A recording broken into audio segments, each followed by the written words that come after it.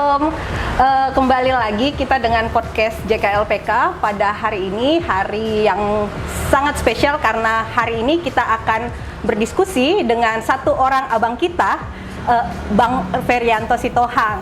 Nah, Bang Ferianto sekarang adalah Komisioner Komnas Perempuan di periode 2020 sampai 2024 ya Bang? Betul. Apa kabar nih Bang hari ini nih?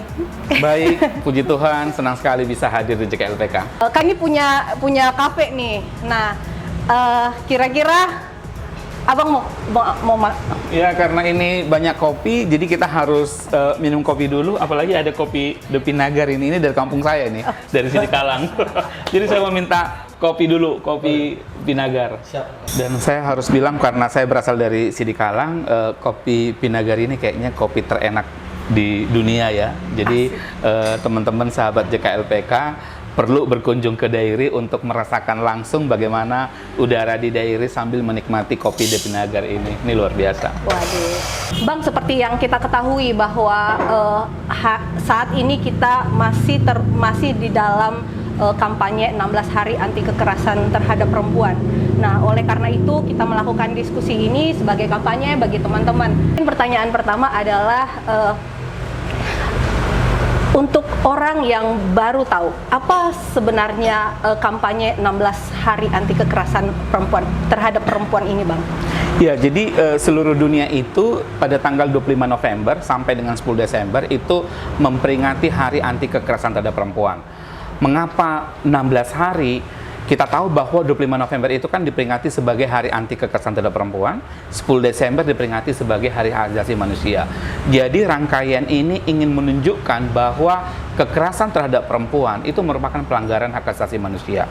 Nah, di Indonesia sejak tahun 2001, Komnas Perempuan diminta sebagai lembaga negara yang memimpin kampanye ini, menginisiatifi kampanye ini, termasuk mengorganisir jaringan-jaringan supaya bergerak bersama untuk mengkampanyekan anti kekerasan terhadap perempuan. Nah, di tahun ini lebih dari 200 kegiatan diselenggarakan yang didaftarkan ke Komnas Perempuan dan seluruhnya kemudian bersepakat untuk menyampaikan tema pada tahun 2023 ini adalah kenali hukumnya, lindungi korban. Mengapa kita mengambil tema ini? Karena di Indonesia kita harus lihat bahwa sesungguhnya sudah ada beberapa kebijakan-kebijakan atau peraturan-peraturan yang melindungi perempuan, namun ironisnya seluruh kebijakan-kebijakan itu belum diimplementasikan secara maksimal.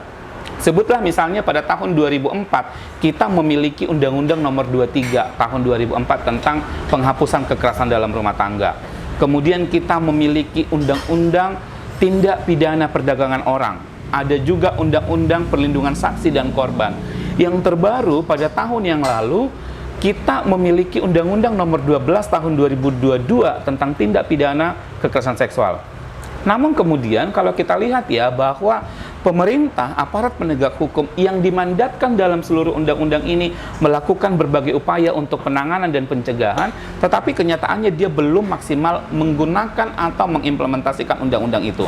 Sehingga di dalam momentum kampanye 16 hari anti kekerasan terhadap perempuan di tahun 2023 ini, kita ingin mengingatkan pemerintah, aparat penegak hukum agar mereka memiliki komitmen menjalankan tugasnya sesuai dengan mandat undang-undang itu.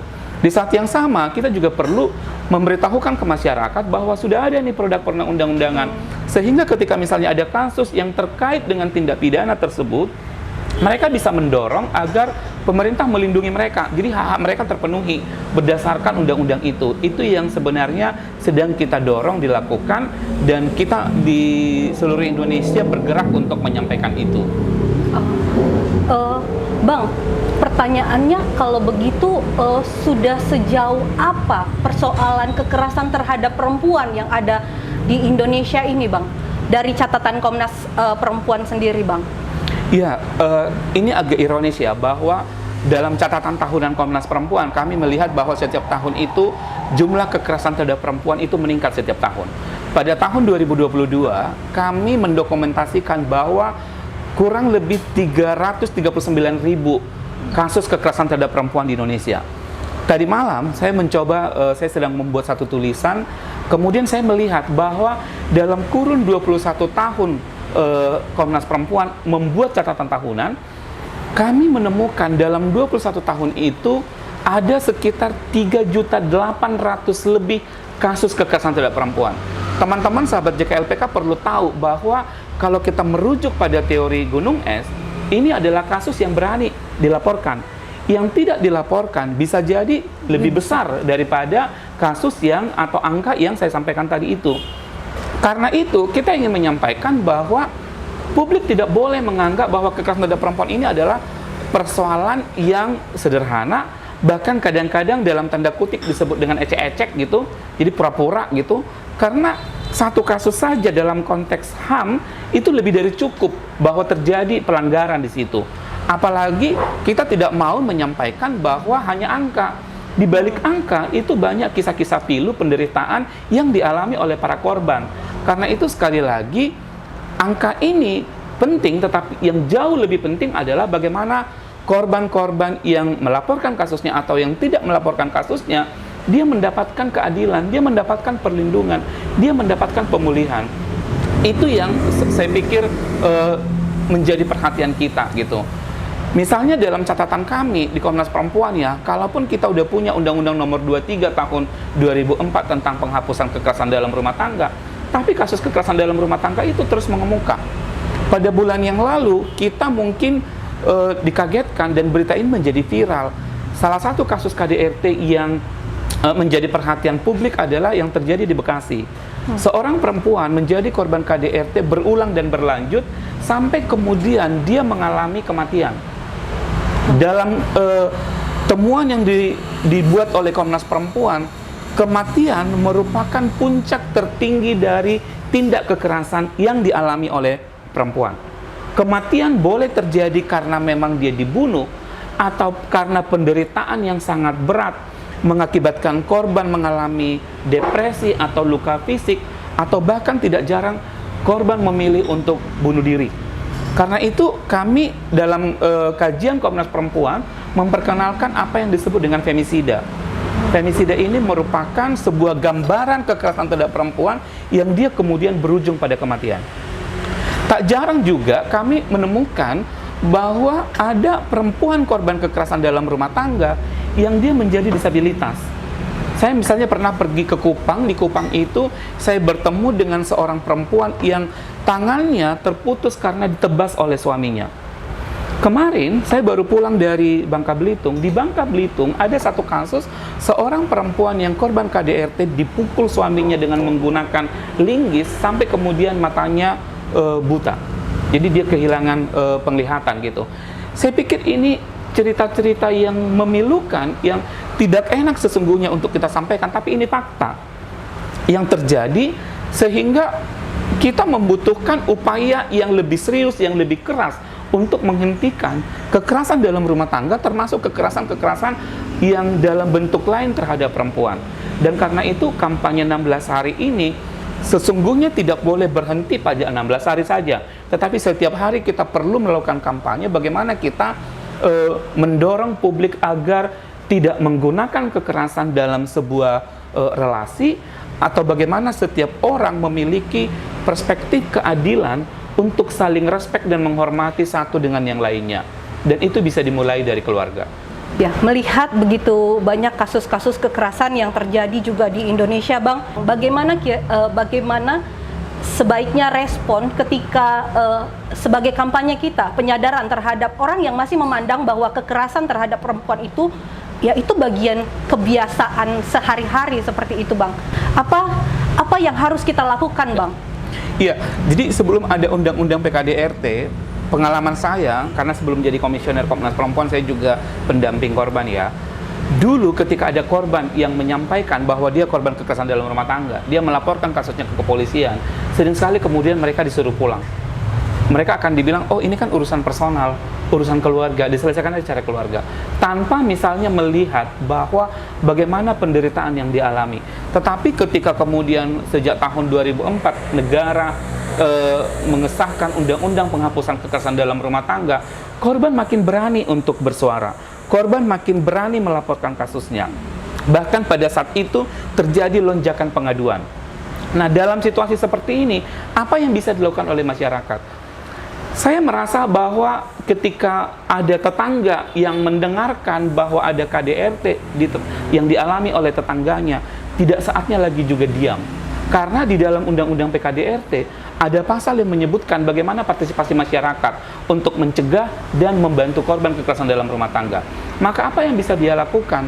Kalau dia memiliki nyali, dia bisa mendatangi tempat itu, menyampaikan agar tidak terjadi kekerasan, mencegah agar kekerasan tidak semakin meluas dan berdampak cukup panjang. Tapi kalau dia tidak punya nyali, dia boleh misalnya melaporkan kasus itu ke pemerintah desa atau lingkungan setempat, atau bahkan menelepon kepolisian atau mencari bantuan dari pihak lain, sehingga kekerasan dalam rumah tangga itu tidak berakibat lebih membuat korbannya menderita.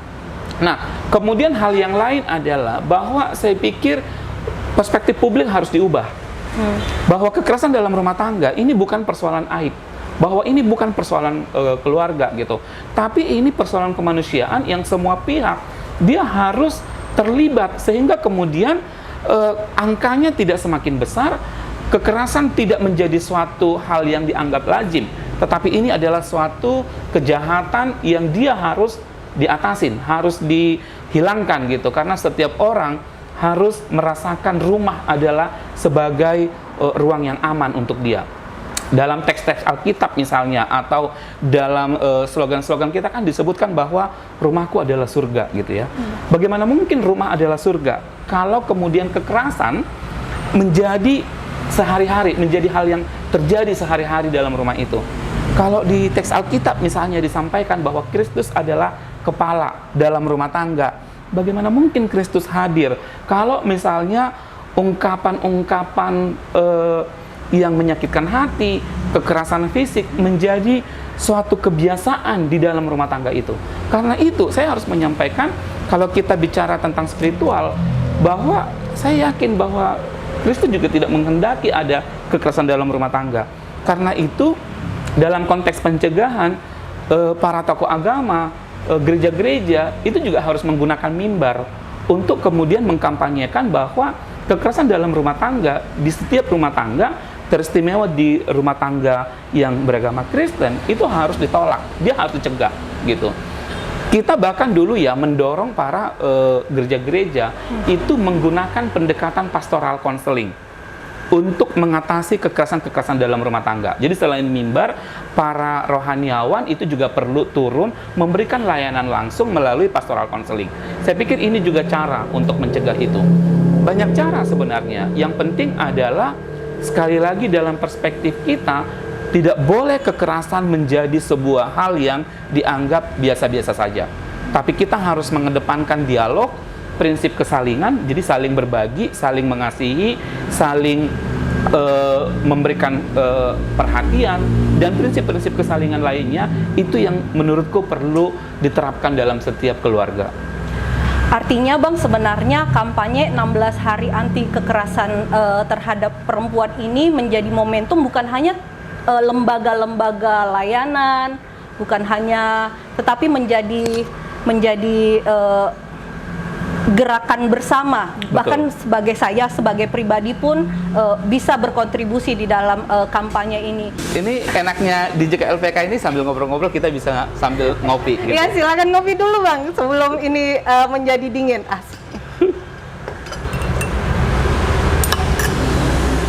Ini kopi Sidikalang, Vinagar. Bang, kira-kira apa yang diharapkan dengan adanya kampanye 16 hari anti kekerasan terhadap perempuan, terhadap pencegahan kekerasan terhadap perempuan di Indonesia? Yang pertama adalah kami ingin mengajak publik untuk seluruh masyarakat yang dekat sekali dengan kehidupan dalam bermasyarakat ya, itu ikut serta dalam menyampaikan agar kita menolak segala bentuk kekerasan terhadap perempuan. Selain itu, kampanye 16 hari ini juga berhasil mendorong perubahan kebijakan. Misalnya, saya sebutkan tadi di awal, ada beberapa undang-undang yang dihasilkan untuk melindungi perempuan. Kampanye 16 hari berhasil mendorong itu. Gitu. Kemudian di tingkat daerah, kampanye 16 hari juga berhasil mengingatkan pemerintah daerah, aparat penegak hukum, agar mereka bisa menggunakan mandat yang mereka miliki sebagaimana disampaikan dalam undang-undang itu untuk melakukan upaya-upaya penghapusan kekerasan terhadap perempuan, dan itu sudah cukup berjalan. Misalnya di tahun ini kami mengunjungi beberapa daerah. Kami melihat bahwa aparat penegak hukum itu telah menggunakan Undang-Undang Nomor 12 Tahun 2022 tentang tindak pidana kekerasan seksual dalam menangani kasus-kasus kekerasan seksual. Kemudian pemerintah juga menjalankan mandatnya untuk memfasilitasi membentuk UPTD PPA atau menyelenggarakan program-program pembangunan yang dia menolong korban, misalnya membantu korban dalam hal visum, dalam hal misalnya perawatan medis, termasuk pemulihannya. Jadi menyediakan psikolog, bahkan psikiater di rumah-rumah sakit untuk membantu perempuan korban kekerasan.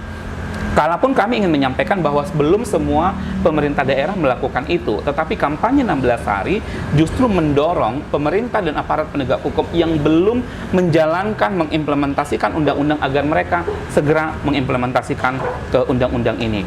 Karena kita tahu bahwa kalau kita bicara tentang kekerasan terhadap perempuan, dia tidak hanya terjadi di kota-kota besar, dia tidak hanya terjadi pada perempuan di akar rumput, tapi seluruh perempuan dimanapun dia berada, bahkan di wilayah-wilayah kepulauan itu rentan mengalami itu. Karena itu upaya pencegahan tentu harus dilakukan. Di saat yang sama ketika ada korban, ada penanganan atau mekanisme yang bisa digunakan agar korban dapat dibantu supaya kemudian dia bisa melewati masa kritis, bahkan bisa menjadi penyintas sehingga dia bisa melampaui persoalan-persoalan itu dan melanjutkan kehidupannya. Karena kami perlu ingatkan, teman-teman sahabat JKLPK perlu tahu bahwa ketika ada perempuan korban kekerasan, dia akan mengalami situasi yang berbeda sebelum dia mengalami tindak kekerasan, bahkan setelah pelakunya itu udah dihukum.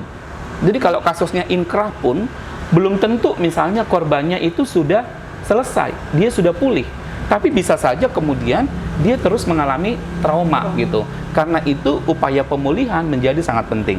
Nah, ini yang kami ingin ingatkan di dalam kampanye 16 hari, dan tidak boleh misalnya meletakkan harapan itu pada Komnas Perempuan, pada NGO, lembaga layanan, tetapi seluruh masyarakat harus terlibat, organisasi keagamaan, organisasi masyarakat lainnya, dan termasuk dalam hal ini adalah pemerintah dan aparat penegak hukum. Dan itu yang dilakukan oleh Komnas Perempuan sejak tahun 2001 ketika kampanye 16 hari mulai dijalankan di Indonesia. Dengan adanya gerakan bersama yang juga diperingati dengan adanya 16 hari anti kekerasan terhadap perempuan, apa sebagai Komnas Perempuan sendiri, apa harapannya terhadap situasi kekerasan terhadap perempuan yang ada di Indonesia? Iya, jadi kita tidak boleh mentolerir segala bentuk kekerasan yang dialami oleh perempuan. Di saat yang sama, kita juga tidak boleh mentolerir impunitas pada pelaku. Karena itu kami ingin menyampaikan, mari kita akhiri kekerasan terhadap perempuan dengan sumber daya yang kita miliki.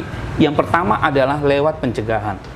Di dalam Undang-Undang Tindak Pidana Kekerasan Seksual, elemen pencegahan ini boleh dilakukan mulai dari mengubah pendidikan kita, kurikulum yang lebih ramah terhadap perempuan dan laki-laki.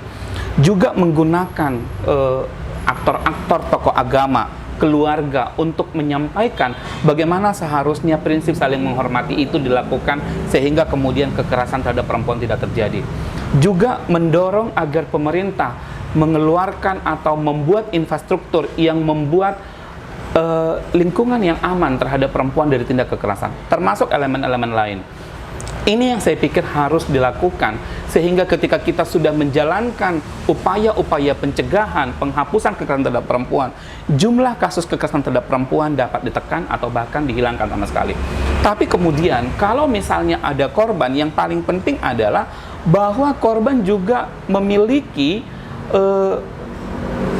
fasilitas, mekanisme yang bisa membantu dia mengatasi persoalannya. Kita tahu dalam konteks sekarang ini, lonjakan pengaduan kasus kekerasan terhadap perempuan semakin tinggi, tetapi ini tidak diikuti dengan sumber daya untuk penanganannya yang dia mumpuni. dalam temuan Komnas Perempuan, lembaga-lembaga layanan mengalami banyak keterbatasan, misalnya jumlah personil yang semakin terbatas, jumlah dukungan dana yang juga terbatas, padahal semua ini dibutuhkan dalam penanganan kasus kekerasan terhadap perempuan. Karena itu, kami juga menghimbau agar pemerintah sebesar-besarnya sumber daya yang dia miliki itu juga digunakan untuk membantu perempuan korban kekerasan, membentuk lembaga layanan, membentuk misalnya unit-unit untuk membantu perempuan dapat mengatasi kekerasannya, mengatasi penderitaan yang dia alami. Termasuk juga aparat penegak hukum.